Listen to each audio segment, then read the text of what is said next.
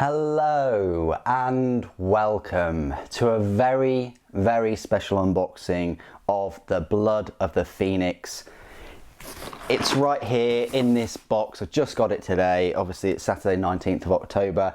I bought it from Element Games, and as you can see it's the release day today and they've shipped it today. Now I can't guarantee that they'll do that every time, but at least they've done it this time. If you use my affiliate link in the description below, that will save you 15 to 25% off all your Warhammer 40,000 products, which is absolutely amazing, and I can't fault them. So let's unbox this.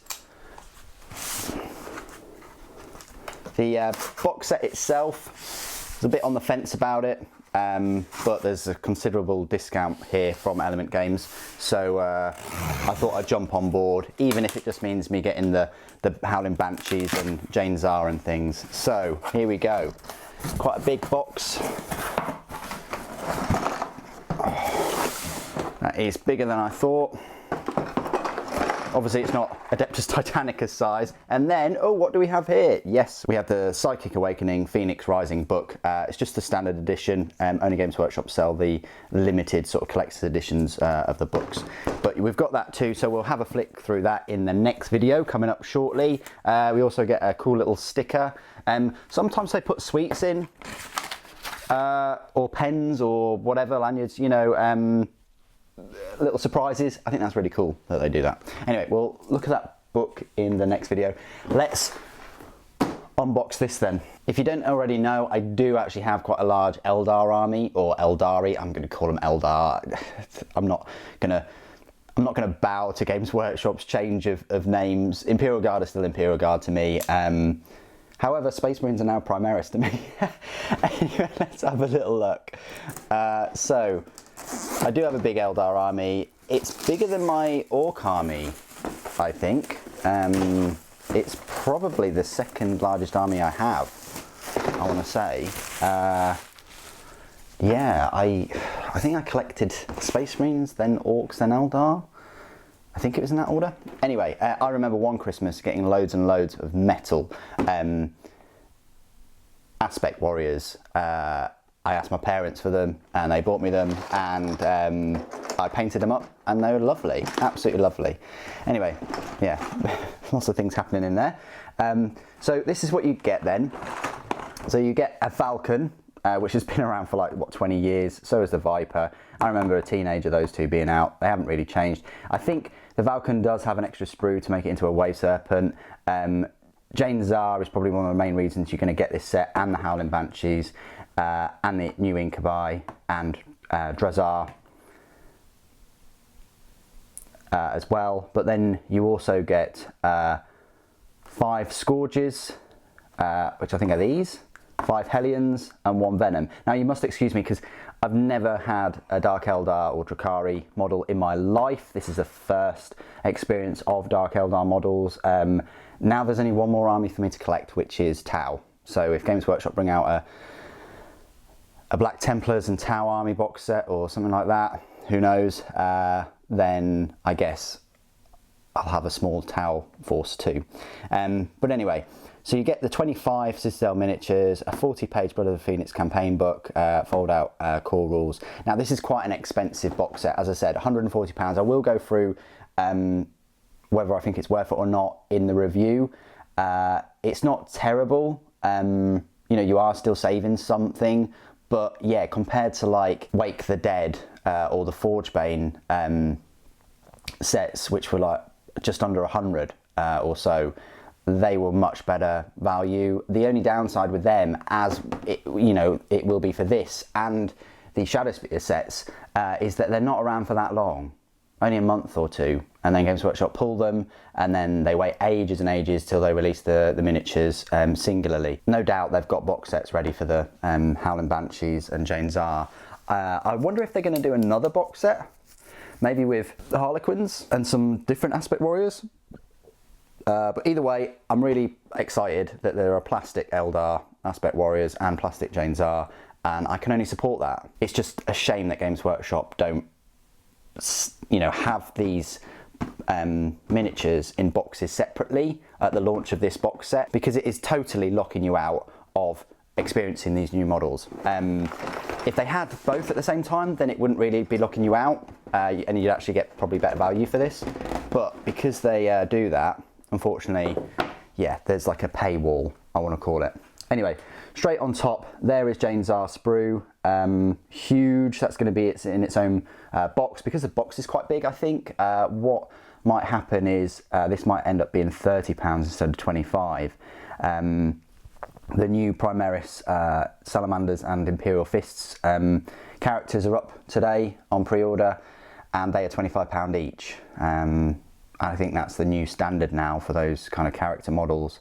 But yeah, lovely long hair, obviously her figure, fantastic, her pointy shoes, her Triskele, I think I've pronounced that right, or Triskill, I don't know. You've got her head there with the mask. Fantastic. So that's one of the main reasons why you're going to get this set is Jain Zar.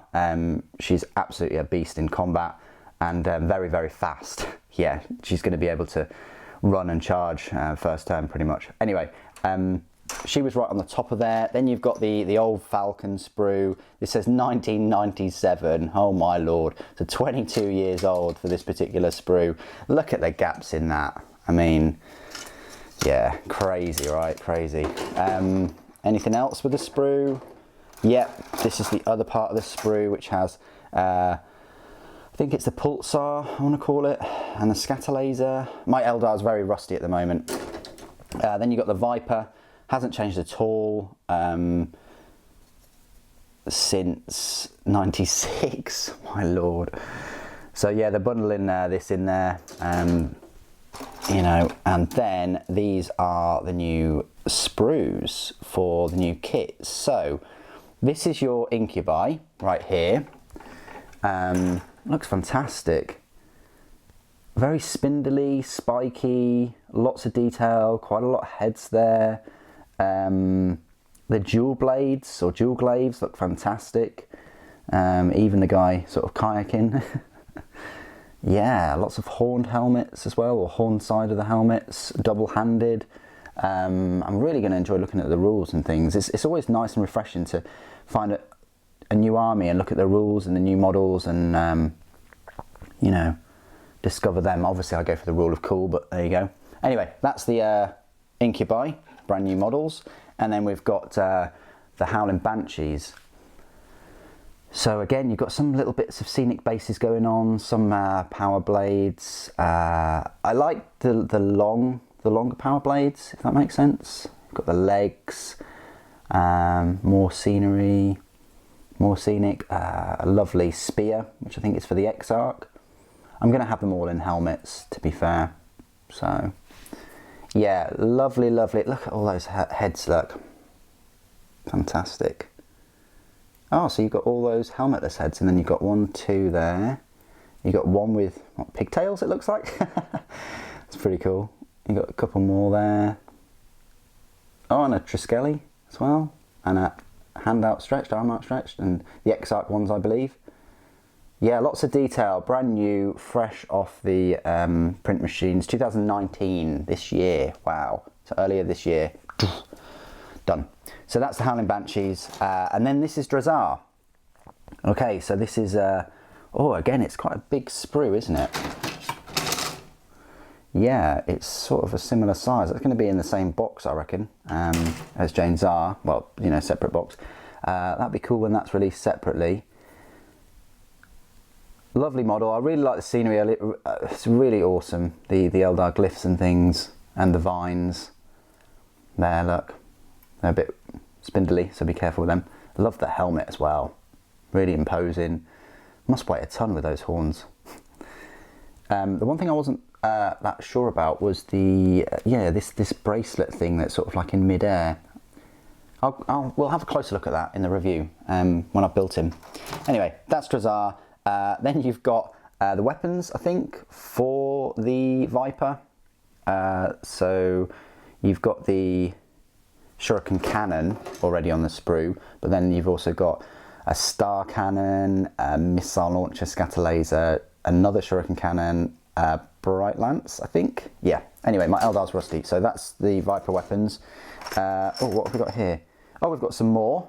as well, 2004. You've got a load of bases all loose, which is a bit poor. It would have been good if they were in a baggie or one of these, yeah, like one of these, but I guess not. Slotter bases, I think they're probably for the older models. You've got a selection of bases here, 25mm and 32, it looks like. You've got a flying base, I think this is for the Hellions, I think they're called. Oh, and you've got another one. So one must be for the Viper, and then, yeah, the other two must be for the Wave Serpent side of things. You've got a canopy for Viper, or the Falcon. You've got these Hellions, I think they are. Yeah, they look a bit Green Goblin-ish, don't they, with these sort of hoverboard type things.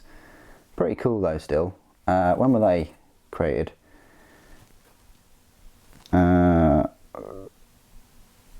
Staring me in the face, isn't it? Yeah, 2010. So 9 years old. That's quite a while. So they have been around a while too. Sort of 10 years old. Yeah, still cool looking models. I don't know if they're that good in game terms though. But there you go. You get 5 of them. You've got the Scourges or Scourges I think it is. Sprue with these awesome looking wings and a plethora of weapons, evil looking weapons. And this one was in 2011, so similar sort of age. I think that's when Drukhari came about, sort of 8-9 years ago. That wing is bent, the tip, that's a bit annoying, but you just bend it back, should be okay. It's one of the downsides of having all these sprues in one big box. You might get some damages. And then this Venom, which again is my first experience of a Dark Eldar sort of vehicle. This is 2010, so again, similar sort of 10-year-old, three sprues there, the Venom, the Scourges and the Hellions, and then you've got Drazar and the Incubi, which are brand new, and then with the Eldar you've got even older Falcon and Viper from the 90s, but then you've got the Banshees and Jain Zar. I understand that the Falcon's expensive and it is a tank, but it would have been nice to have sort of like a newer sort of midway unit choice as well, like some Wraith Guard, or I don't know, it just feels like it's a bit empty just having those 4 compared to the sort of 5 of the Drukhari. I wish there was 5 units for the Eldar. Yeah, but there you go. Some spiky bits, some skulls on spikes, and yeah, some evil looking weapons. I love the back plate of that as well. That's pretty cool. Loads of different heads. Still going to be quite nice to build. And then we've got another base. More bases hidden under here. And this lovely bit of artwork. I think it's to protect the book, someone said in one of the comments. But that's come out quite well. Yeah, I might have that in the toilet. I don't know. Who knows? But yeah, I do like these art pieces, and I just wish that they'd protect them a bit more so that you could actually use them as proper art pieces. You know, but you know, frame them or something. That would be cool. That would be, you know, another incentive to get one of these expensive boxes. And I think for sort of over 100 quid, you should get something like that, in my opinion. Anyway, loads of bases there. You know, the canopy for the Venom. Some larger bases too. More flying bases and flying stands for the Hellions and the Scourges. So you've got some transfer sheets, and they've mentioned quite a few times already that you can use both of these forces in one army, which is quite cool. Let's unwrap this, the instruction guide and the rules, this campaign book. I'm really interested to see lots of other psychic. I mean, it's Psychic Awakening, but where are the psychic units? Anyway, so that's your little rule book thing that's been around for 2 or 3 years now. This is your assembly guide. Wow, it's quite thick as well, quite a lot. So there you go, there's Jain Zar. Shouldn't be too much of a problem. There you Howling Banshees. There's the Exarch. I must admit I do prefer the spear to the 2 swords, but we'll have a look rules wise, see if it's any good. And then there's a Triskele somewhere, isn't there? Oh yeah, pistol and Triskele.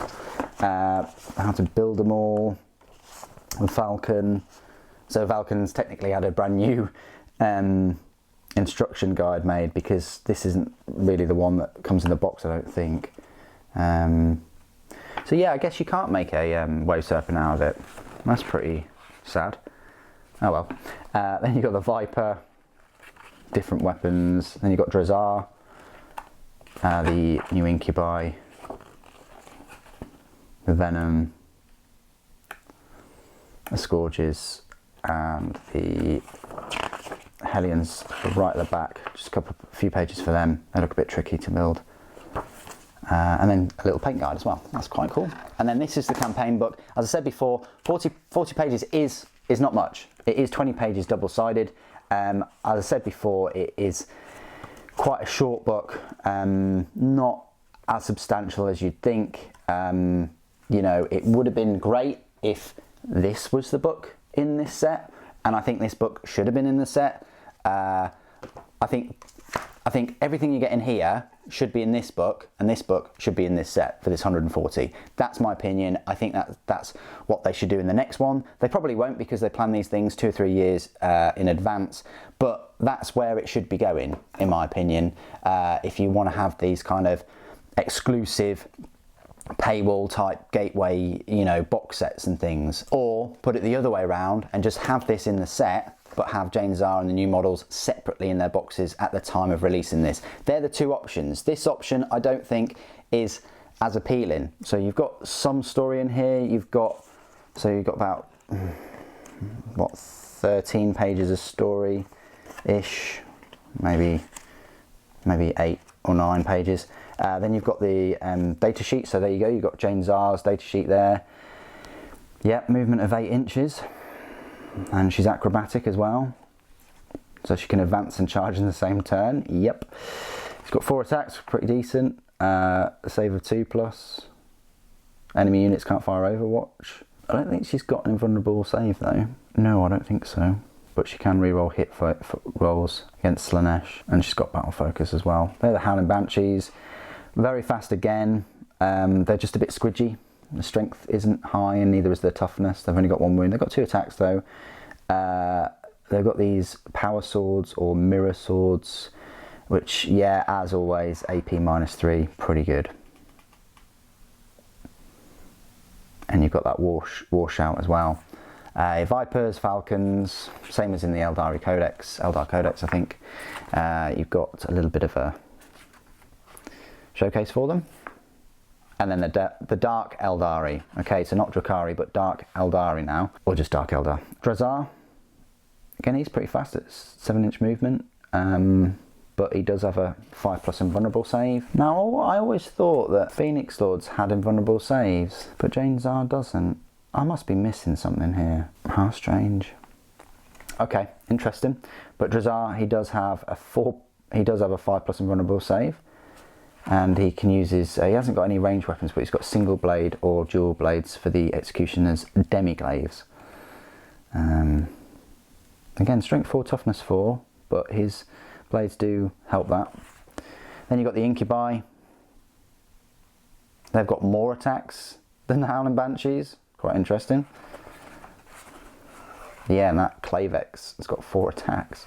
Then you've got Hellions, which are very fast. Fair number of attacks there as well. Then you've got Scourges and Venom. 16-inch movement for that Venom. Merciless Drakari. Oh, they're called Drakari now. Okay. And then you've got a Yanari Clavex. Okay, interesting. Game rules and missions. So you've got mission 1, mission 2, mission 3, and then the points values and things. So there you go, that's the Blood of the Phoenix. It's what you'd expect in a set like this. It's got some lore and some backstory, it's got the data sheets, and then it's got a few missions and things at the end. That's pretty much it. That's what you're getting with this set. Okay, that is my long sort of unboxing and first impressions. Of course, I'll be doing reviews of all these models separately, and then once they're all built, I'll be doing a master review of the whole box set itself and giving you, how much you save and whether it's worth getting, both as new players and veterans. Thank you ever so much for joining me today. Thank you for watching. The Emperor Protects.